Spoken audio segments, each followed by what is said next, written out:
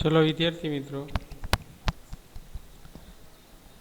હવે જેમ સરેરાશ વેગ સરેરાશ ઝડપ થિયરીનું મહત્ત્વ છે, એવી જ રીતે નીટ અને JEEમાં સાથોસાથ એના ગ્રાફનું પણ એટલું જ ઇમ્પોર્ટન્સ છે. અથવા તો તમને ગ્રાફ પણ પૂછે છે નીટમાં, ઓનલી ખાલી ગ્રાફ, કે ભાઈ આમાંથી નીચેનામાંથી કયો ગ્રાફ જે છે એ સરેરાશ વેગનો છે, અથવા તો સરેરાશ ઝડપનો છે, અથવા તો વેગ ઋણ હોય ત્યારે ગ્રાફ કેવો મળે. તો આ બધી ડિસ્કશન છે એ આપણે આજના લેક્ચરમાં કરવાની છે. તો ગ્રાફનું છોકરાઓ ઘણું બધું ઇમ્પોર્ટન્સ છે. જે છોકરાઓને ખબર નથી તો એ ગ્રાફની થોડી બેઝિક માહિતી લઈ લે કે ગ્રાફ કઈ રીતે ડ્રો કરવાનો હોય, કોના વિરુદ્ધ કોના આલેખમાં કઈ અક્ષ ઉપર કયો ગ્રાફ આવશે, કઈ અક્ષ ઉપર જે વેલ્યુ બદલતી હોય એ આવે, કઈ અક્ષ ઉપર જે વેલ્યુ બદલાવવામાં આવે છે જે વસ્તુ, અને એ બદલાવતાની સાથે જે રિઝલ્ટમાં ચેન્જ થાય છે, તો જે ચેન્જીસ આવે છે એ કયા એક્સિસ ઉપર આવે છે અને જે ચેન્જ કરી છે એ કયા એક્સિસ ઉપર આવે છે. આ બધી વસ્તુ, બધી બેઝિક માહિતીનો તમને એક આઈડિયા હોવો જોઈએ, સિમ્પલ માહિતી તમને ખબર હોવી જોઈએ. તો એ ખાસ જોઈ લેજો. અત્યારે શીખવાડું છું એટલે ખાસ જોઈ લેજો. હવે ગ્રાફની વાત કરીએ આપણે.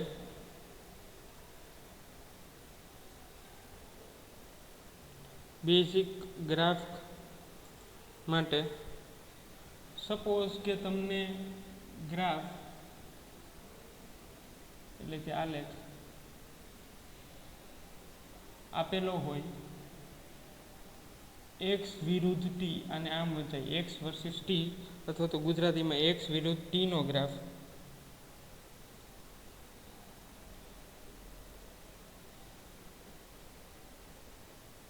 તો આકૃતિ જોઈએ. હવે એક્સ વિરુદ્ધ ટી એટલે છોકરાઓ જેના વિરુદ્ધ જેનો ગ્રાફ હોય, તો જેના વિરુદ્ધ એટલે એક્સ એટલે એ હંમેશા વાય અક્ષ ઉપર આવશે. વાય અક્ષ ઉપર એક્સ, આ વાય અક્ષ છે, વાય અક્ષ છે એના ઉપર આવશે એક્સ. અહીંયા એક્સના વધતા મૂલ્ય બધાય. અને જેના વિરુદ્ધ છે એક્સ વર્સિસ ટી, એટલે ટી જે છે એ એક્સ એક્સિસ ઉપર આવશે. એક્સ એક્સિસ ઉપર ટી આવશે. ટી એટલે કે સમય.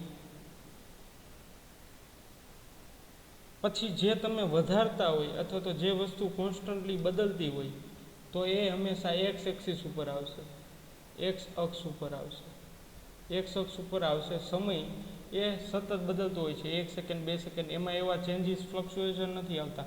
એ ડાયનેમિક રીતે, અચળ રીતે બદલાય છે. 1 સેકન્ડ 2 સેકન્ડ 3 સેકન્ડ 4 સેકન્ડ, તો એના વચ્ચેના ઇન્ટરવલ સમાન છે. એટલે એ સમય છે એ એક્સિસ ઉપર આવશે. અને એ સમયમાં જે પદાર્થ અથવા તો કોઈ વ્યક્તિએ કરેલા સ્થાનાંતર અથવા તો અંતરમાં કરેલા ફેરફાર, એ એક્સ અંતરમાં થતા ફેરફાર, એ હંમેશા કઈ અક્ષ ઉપર આવશે? વાય અક્ષ ઉપર. તો જે વસ્તુ બદલાય છે, જે વસ્તુ બદલાય છે, ચેન્જ આવે છે, એ હંમેશા વાય એક્સિસ ઉપર આવશે. અને જે સતત રીતે બદલાય છે, સતત રીતે બદલાય છે,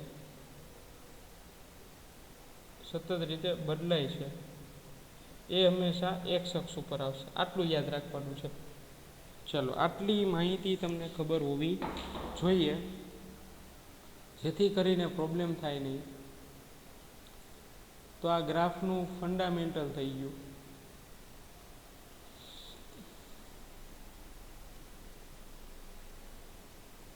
તો ગ્રાફનું ફંડામેન્ટલ બધા વિદ્યાર્થીએ જોઈ લેવાનું છે. કોના વિરુદ્ધ કોનો ગ્રાફ અને કયા એક્સિસમાં કઈ રીતે લખવું એ ખાસ યાદ રાખવું. હવે હું બોલીશ નહીં, તમે જોઈ લેજો, તમારી રીતે સમજી ગયા છો આમાં કઈ રીતે આગળ વધવું. તો હવે વિદ્યાર્થી મિત્રો, આપણે ગ્રાફ સ્ટાર્ટ કરીએ.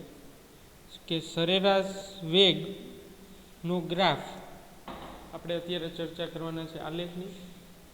કયા આલેખની? તો કે સરેરાશ વેગના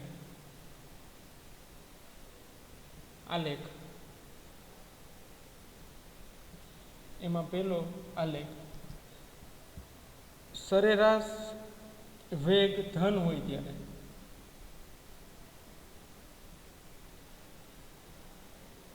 ધન, ચલો તો સરેરાશ વેગ ધન હોય એનો આલેખ, તો આલેખ છે એક્સ વર્સિસ ટી, એટલે સ્થાનાંતર વાય અક્ષમાં આવશે, ટી એક્સ અક્ષમાં આવશે.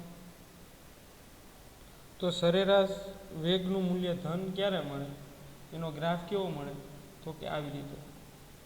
તો છોકરાઓ ગ્રાફના પણ ઘણા બધા પ્રકાર હોય. તો આ ગ્રાફનું નામ છે સુરેખ ગ્રાફ. તો જ્યારે ગ્રાફ સુરેખ આવે ત્યારે વેગનું મૂલ્ય કેવું મળે છે, ધન મળે છે. વેગનું મૂલ્ય કેવું મળે છે, ધન મળે છે. આવા એમસીક્યુમાં પણ પૂછાય છે, એટલે ખાસ યાદ રાખજો વિદ્યાર્થી મિત્રો. પછી બીજો ગ્રાફ આપણે જોઈએ. બીજો ગ્રાફ છે સરેરાશ વેગનું ઋણ મૂલ્ય. સરેરાશ વેગનું ધન હતું, હવે સરેરાશ વેગ ઋણ ક્યારે મળે, ઋણ ક્યારે મળે, સરેરાશ વેગ છે એ ઋણ ક્યારે મળે જોઈએ આપણે. એક્સ વર્સિસ ટીનો જ ગ્રાફ આવશે. હવે જુઓ છોકરાઓ, એક ડિફરન્સ તમને કહી દઉં કે જે આ મેં ગ્રાફ ડ્રો કરેલો છે ફર્સ્ટ ગ્રાફ, એમાં સમય જે રીતે વધે છે 1 સેકન્ડ 2 સેકન્ડ 3 4 5, તો જે રીતે સમય વધે છે એ જ રીતે વેગમાં સ્થાનાંતરમાં ફેરફાર થાય છે. 3 4 5 6 એવી રીતે કોન્સ્ટન્ટલી ફેરફાર થાય છે, અને એ સતત વધારો છે એ કોન્સ્ટન્ટ છે. તો આવા કિસ્સામાં સરેરાશ વેગનું મૂલ્ય જે છે એ કેવું મળે છે, ધન મળે છે. હવે આપણે સરેરાશ વેગના મૂલ્ય ઋણ ગ્રાફ જોઈ છે. કેવો ગ્રાફ જોઈ છે વિદ્યાર્થી મિત્રો, ઋણ ગ્રાફ જોઈ છે.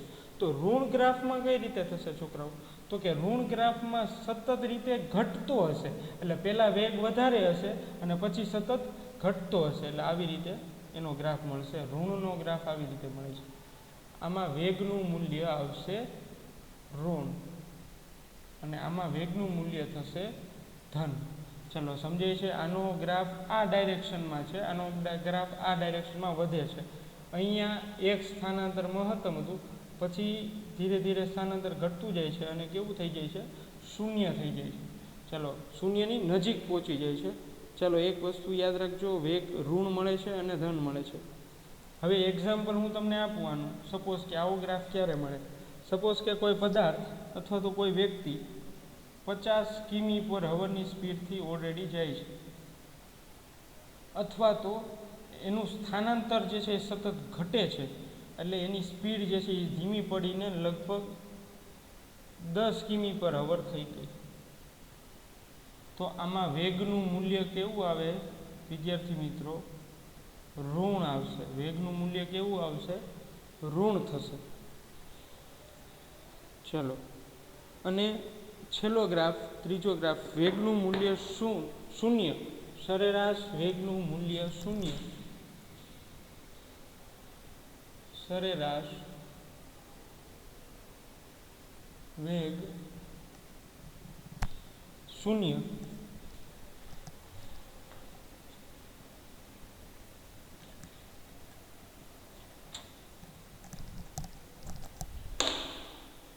તો કયા કિસ્સામાં સરેરાશ વેગ શૂન્ય થશે, તો કે પદાર્થ સ્થિર જ હોય, પદાર્થ ગતિ ન કરે, એવા કિસ્સામાં સરેરાશ વેગનું મૂલ્ય શૂન્ય થશે. સપોઝ આની ઉપર એક્સ, આની ઉપર ટી. તો સમય બદલે છે પણ પદાર્થ ત્યાં જ છે. સપોઝ કે તમે છો તો સ્કૂલે આવી ગયા, પછી 2 કલાકનું લેક્ચર હોય કે 1 કલાકનું લેક્ચર હોય, ત્યાં સુધી તમારા સ્થાનમાં કોઈ પણ જાતનો બદલાવ કરતા નથી અને સમય બદલે રાખે છે. આ સમય છે, આ બધી સમયની અંકન છે એ બધા બદલે છે, સેકન્ડમાં છે અથવા તો હવરમાં તમે લખી શકો, એ બધું બદલે છે, પણ તમારા સ્થાનમાં કોઈ પણ પ્રકારનો ચેન્જીસ થતો નથી. સુરેખ જ ગ્રાફ આવી રીતે આડો હું દોરી દઉં તો આમાં સરેરાશ વેગનું મૂલ્ય જે છે એ કેવું મળે છોકરાઓ? શૂન્ય મળે છે. ખાસ યાદ રાખજો, તમારા સ્થાનમાં કોઈ પણ પ્રકારનું ચેન્જીસ ન થતું હોય તો વેગનું મૂલ્ય શૂન્ય મળે અને એનો ગ્રાફ આ રીતે આવશે. હવે છોકરાઓ એક બીજી પણ રીતમાં આ જ ટાઈપનો ગ્રાફ મળશે કે કોઈ એક વ્યક્તિ છે એ એના એ પોઈન્ટથી ગતિ કરવાનું ચાલુ કરીને ત્યાં જ પહોંચે છે. આખું આ એનો ગતિપથ છે, ગતિ કરીને ત્યાં સુધી પહોંચે છે. તો આવા કિસ્સામાં તમને ખબર છે કે જેનું પ્રારંભિક સ્થાન અને અંતિમ સ્થાન એ જ હોય તો સ્થાનાંતર કેવું થશે વિદ્યાર્થી મિત્રો? સ્થાનાંતરનું મૂલ્ય થશે શૂન્ય. અને સ્થાનાંતર શૂન્ય થાય તો પણ ગ્રાફ પાછો આ જ આવશે, વેગ શૂન્ય થશે. કારણ કે સ્થાનાંતર શૂન્ય તો વેગ બરાબર સ્થાનાંતરમાં થતો ફેરફાર ના છેદમાં સમયગાળો. તો સ્થાનાંતર શૂન્ય, સમયગાળો સપોઝ કે 5 સેકન્ડ હોય છતાં પણ એનો મૂલ્ય જે છે એ કેવું મળે છે? વેગનું શૂન્ય. તો જ્યારે પણ વેગ શૂન્ય મળે ત્યારે એનો ગ્રાફ આ ખાસ યાદ રાખી લેજો. ચાલો, સમજાય છે વિદ્યાર્થી મિત્રો?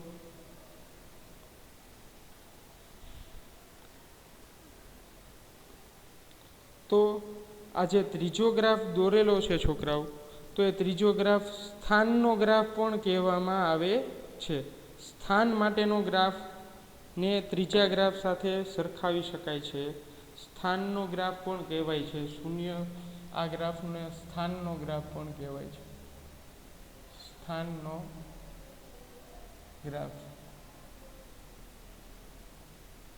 સ્થાનનો ગ્રાફ પણ કહી શકાય છે.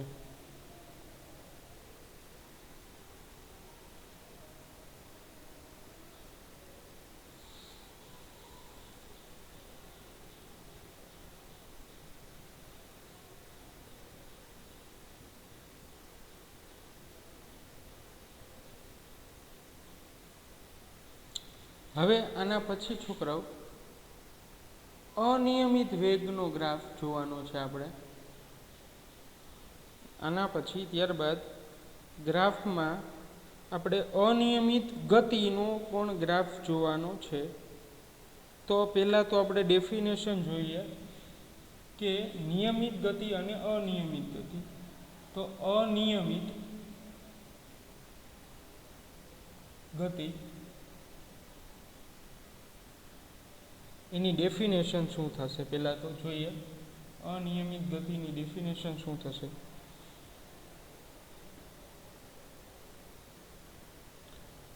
તો એની ડેફિનેશન કોઈ પદાર્થ દ્વારા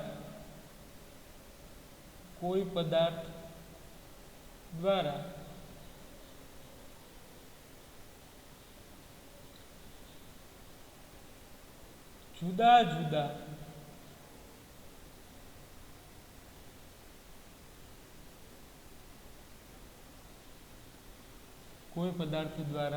જુદા જુદા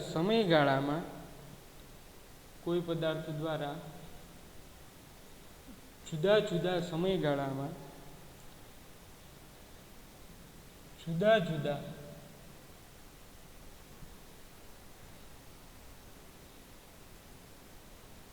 કરેલા સ્થાનાંતર થી મળતી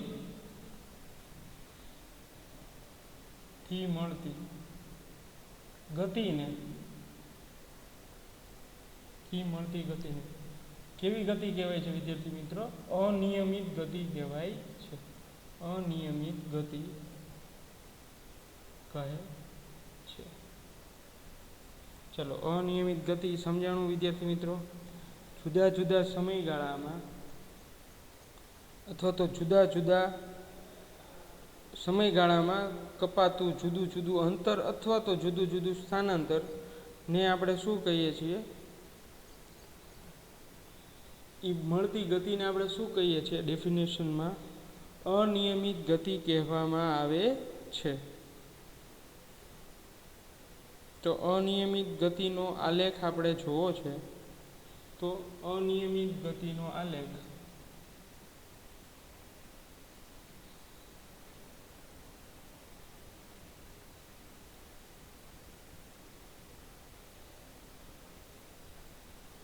આલેખ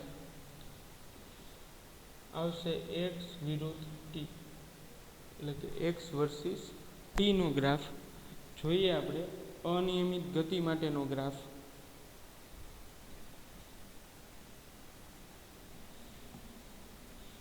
તો આ એક્સ મીટરમાં હું લઉં છું, આ કોઈ સમયગાળો છે, એને એક્સ એક્સિસ ઉપર લઉં છું, એ સેકન્ડમાં છે. ચલો, તો આ ગ્રાફ જે છે એ અનિયમિત ગતિ દર્શાવે છે. અનિયમિત ગતિ દર્શાવે છે.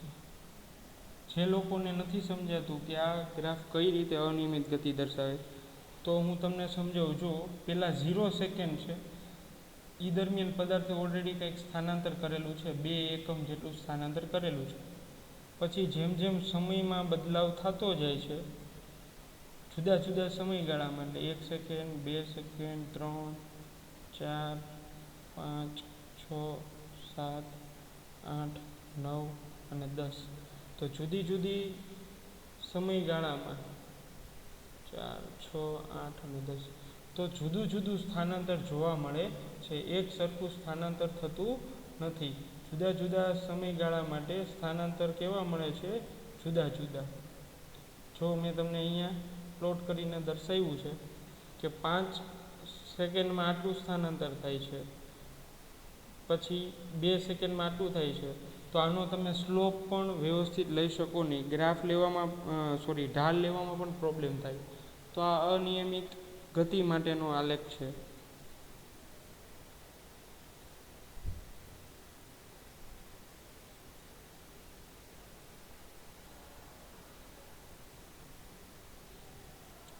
અનિયમિત ગતિ માટેના ગ્રાફ બીજા એક્ઝામ્પલમાં જોવું હોય તો દર્શાવી દો તમને મીટરમાં અને ટી સેકન્ડમાં.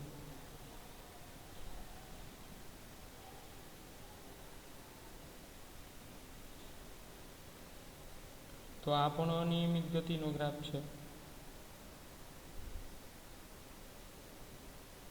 તો આવી રીતે તમે પણ હોમવર્કમાં 3 બીજા ગ્રાફ મને મોકલવાના છે અનિયમિત ગતિના, અને અત્યારે જેટલું ચલાવ્યું છે એ બધું હોમવર્કમાં તમારે આમાંથી જ લખવાનું છે. મેં એ જ રીતે લખેલું છે કે તમને પ્રોબ્લેમ ન થાય, તમારે કોઈ મટીરિયલની પણ જરૂર નહીં પડે, અને સાથોસાથ આપણું કમ્પ્લીટ બોર્ડ અને સાથોસાથ નીટની તૈયારી પણ થતી રહેશે. હવે એક ટોપિકની ચર્ચા કરવાની છે આપણે ગ્રાફનું કમ્પ્લીટ થયા બાદ. એ એક ટોપિકની ચર્ચા આજના લેક્ચરમાં કરી લઈએ.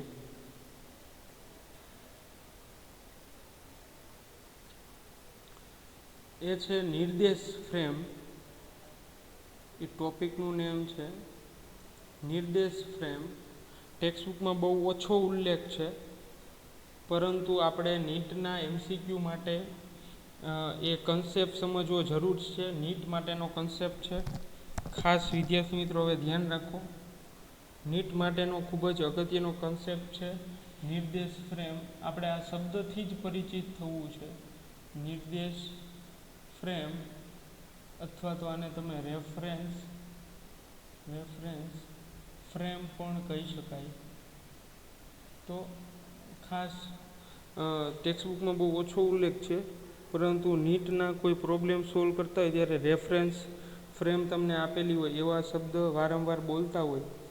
તો પહેલાં તો આપણે જોઈએ કે નિર્દેશ ફ્રેમ એટલે શું.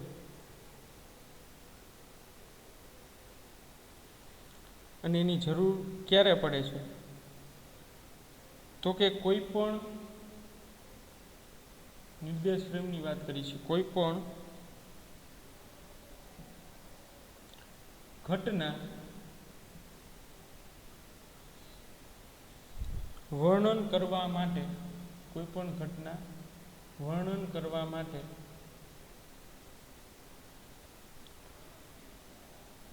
કોઈ પણ ઘટના વર્ણન કરવા માટે ગતિ કરતા પદાર્થનું ગતિ કરતા પદાર્થનું દરેક ક્ષણે ગતિ કરતા પદાર્થનું દરેક ક્ષણે સ્થાન જાણવું પડે છે અને સ્થાન પણ સાપેક્ષ હોય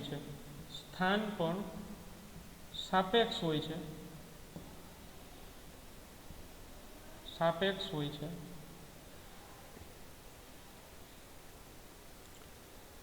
અને આ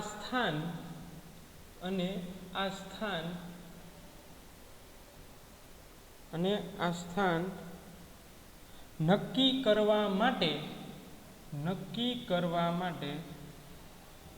માટે જે ફ્રેમની જરૂર પડે છે એ ફ્રેમને માટે નક્કી કરવા માટે જે ફ્રેમની જરૂર પડે તે ફ્રેમને નિર્દેશ ફ્રેમ કહે છે. ચલો સમજાય છોકરાઓ?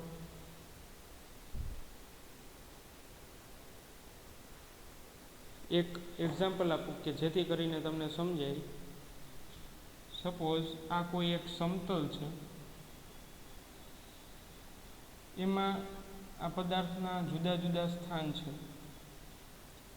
તો આ એ પદાર્થ અને આ બી પદાર્થ, તો આ જુદા જુદા પદાર્થ હવે કોઈ એક બહારની સિસ્ટમ, જુદું તંત્રમાં કોઈ એક વ્યક્તિ છે અને એ આ બધી વસ્તુ નિહાળે છે, જોવે છે. તો એના માટે એની સાપેક્ષે બી પદાર્થ અને બીની સાપેક્ષે એ પદાર્થ વચ્ચે કંઈક અંતર રહેલું છે. તો આ વ્યક્તિ છે, બહારથી જે વ્યક્તિ જોવે છે, એના માટે આ એક પ્લેન નિર્દેશ ફ્રેમ તરીકે કામ કરશે. હવે એ પદાર્થની ગતિ, એ બી પદાર્થની ગતિની ચર્ચા, આ બધી વસ્તુ આ વ્યક્તિ માટે, આ પર્સન માટે નિર્દેશ ફ્રેમ તરીકે કામ કરે છે. આ વસ્તુ થિયરિટિકલ થઈ. હજી હું તમને થોડું વધારે સમજાય એના માટે પ્રયત્ન કરું. સપોઝ આ કોઈ વેહિકલ છે, મને પેઇન્ટિંગ ઓછું ભાવે છે એટલે ખબર નહીં પડે તમને આમાં કઈ બાજુ ડ્રાઈવર છે. સપોઝ આ કાર આ ડાયરેક્શનમાં ચાલે છે અને અહીંયા બે વ્યક્તિ બેઠા છે કારમાં, ડ્રાઈવર થઈને 3, અને અહીંયા કોઈ બહાર રોડ પર ઊભેલા એક વ્યક્તિ આ સિસ્ટમ જોવે છે. તો આ વ્યક્તિ માટે આ પદાર્થ આખું ગતિમાં છે અને આ વ્યક્તિ માટે આ પદાર્થ ગતિમાં છે અને આ ગતિમાં પદાર્થની સાપેક્ષે આ વ્યક્તિ કેવો છે? સ્થિર છે. તો એક આ સિસ્ટમ થઈ ગઈ કે કોઈ વ્યક્તિ આ બસ અથવા તો કાર ગતિમાં છે, વ્યક્તિ આ વસ્તુ નિહાળે છે, જોવે છે. તો એ માટે આ સિસ્ટમ કેવી થઈ ગઈ? નિર્દેશ ફ્રેમ થઈ ગઈ. એટલે આ વ્યક્તિ ઓબ્ઝર્વ કરે છે, અવલોકન કરે છે, એ આ ફ્રેમમાં નહીં જઈ શકે, ગતિવાળી ફ્રેમમાં નહીં જઈ શકે, અને ગતિવાળી સિસ્ટમ છે એ આ સ્થિર સિસ્ટમમાં નહીં આવી શકે. તો એક આઇસોલેટ છે, એકબીજાથી અલગ કરેલી સિસ્ટમ છે. અને તમે કોઈ ગતિમાં રહેલી વસ્તુનું અવલોકન કરો છો તો એ અવલોકન કરતી ફ્રેમને તમે શું કહો છો? રેફરન્સ ફ્રેમ કહો છો, કે જેની સાપેક્ષે તમે ચર્ચા કરો છો. હવે આ જે કારમાં વ્યક્તિ બેઠેલો છે તો એના માટે રેફરન્સ ફ્રેમ સ્થિર વ્યક્તિ થશે. સ્થિર વ્યક્તિ માટે રેફરન્સ ફ્રેમ શું થશે? ગતિમાં કોઈ કાર છે એના માટે રેફરન્સ પોઈન્ટ થશે. તો આવી રીતે છોકરાઓ નિર્દેશ ફ્રેમ છે એ સમજવાનો પ્રયત્ન તમને હું કરાવું છું. બને ત્યાં સુધી as it is maximum try to my best તમને આપવાનો પ્રયત્ન કરું છું. આ વસ્તુ છે એ લાઈવમાં હોય તો થોડો વધારે સમજાવે, બરાબર છે, તમને વધારે સમજાવી શકું, પણ કોઈ પ્રોબ્લેમ નહીં. એક બીજું પણ એક્ઝામ્પલ આપું કે જેથી કરીને તમને સમજાય નિર્દેશ ફ્રેમ. સપોઝ કે તમે બસમાં બેઠા છો અને બસમાં નાસ્તો કરો છો, તો તમારા બાજુવાળાને સીટને પણ આપો છો. તમારા ફ્રેન્ડ કે તમારા કોઈ કલીગ કે તમારા કોઈ રિલેટિવ બેઠા છે એને તમે નાસ્તો આપો છો. તો એકબીજા પરસ્પર એવું નથી થતું કે બસ 60ની સ્પીડમાં છે તો એ નાસ્તો તમે થોડા આગળ સ્પીડમાં વયા ગયા, અને ઓલા જે તમે એક જ બસમાં બેઠા અને ગતિ કરો છો તો એ ભાઈ માટે સ્થાન બદલે છે, એક જ સ્થાન રહે છે, સ્થિર જ રહો છો. સમજાય છે મારું કહેવાનું? તો જે બહારનો વ્યક્તિ અવલોકન કરે છે કે તમે બીજા વ્યક્તિને કંઈક નાસ્તો આપો છો, પણ એ બહારનો રહેલો વ્યક્તિ સ્થિર ઊભો છે, રોડની નજીક ઊભો છે, એ જોવે છે આવી બધી વસ્તુ કે તમે કોઈ વસ્તુ તમારા ફ્રેન્ડ, કલીગ, રિલેટિવને આપો છો. તો એ વ્યક્તિ માટે તમારી બસ એક નિર્દેશ ફ્રેમ થઈ ગઈ વિદ્યાર્થી મિત્રો. અને એ નિર્દેશ ફ્રેમમાં તમે એક સ્થિર અવસ્થામાં છો, પણ નિર્દેશ ફ્રેમની બહાર જે વ્યક્તિ છે એના માટે તમે ગતિમાં છો. એટલે અહીંયા બે અલગ અલગ રીઝન આવે છે કે કયા સિસ્ટમની વાત કરો છો. જો સિસ્ટમ ફરશે તો વ્યક્તિની પરિસ્થિતિ, સ્થાન અને ગતિ પણ બદલશે. સમજાય છે? અને જે વ્યક્તિ બસમાં બેઠા છે એ વ્યક્તિને બહારના વ્યક્તિ સ્થિર લાગે છે, અને બહાર જે વ્યક્તિ છે એને બસમાં રહેલા વ્યક્તિ જે છે એ ગતિમાં હોય એવું લાગે છે. પરંતુ એક જ સિસ્ટમમાં રહેલા બધા કણો, બધા પદાર્થો સ્થિર જ હોય છે. પછી ચાહે ગતિમાં હોય તો પણ એ એક સિસ્ટમની અંદર એકબીજાના વાત સાપેક્ષ કરતા હોય ત્યારે એ બંને સ્થિર જ રહે છે. ચલો સમજાય? આ બંને છે અહીંયા જો હું દર્શાવું છું, આ કારમાં બેઠેલા બે વ્યક્તિ છે એ એકબીજાની સાપેક્ષે સ્થિર છે, પણ એ જો આ વ્યક્તિની વાત કરતા હોય તો એ સિસ્ટમની બહાર નીકળી ગયા. સિસ્ટમની જો બહાર નીકળી જશે તો એ વ્યક્તિની જે કારમાં ગતિ કરે છે એ વ્યક્તિને બહારના રહેલા વ્યક્તિ સ્થિર જણાશે. ચલો આટલું રાખી આજના લેક્ચરમાં નિર્દેશ ફ્રેમ સુધી. તો આ બધું હોમવર્ક તમારે કમ્પ્લીટ કરીને મોકલાવાનું છે. બીજો કાંઈ ડાઉટ હોય તો મેસેજ પણ મોકલી દેજો, તમને પાછો સમજાવવાનો પ્રયત્ન કરીશ. તમને કીધું એમ કે આ લાઈવ ટોપિક છે, but try to my best. તમને મારું જે બેસ્ટ છે એ હું તમને આમાં આપવાનો પ્રયત્ન કરું છું. કાંઈ ડાઉટ હોય તો મને પર્સનલી મેસેજ પણ મોકલી શકો છો કે જેથી કરીને પ્રોબ્લેમ છે એ સોલ્વ થાય.